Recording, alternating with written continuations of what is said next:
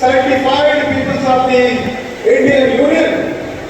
ಅದೇ ತರ ಆಧ್ಯಾತ್ಮಿಕವಾಗಿ ಇಡೀ ವಿಶ್ವದಲ್ಲಿ ಬಸವಣ್ಣ ಅವರ ಒಂದು ಕೊಟ್ಟಿದ್ದ ಅನುಭವ ಮಂಟಪದ ಮಹಾಮಾನವ ಸಮಾಜದ ಪರಿಕಲ್ಪನೆ ನಮಗೆ ಅದೇ ತರ ಇಡೀ ವಿಶ್ವದಲ್ಲಿ ಮಹಾಮಾನವ ಮಹಾನಾಗರಿಕತೆಯನ್ನು ನಮ್ಮನ್ನು ರಕ್ಷಿಸ್ತದೆ.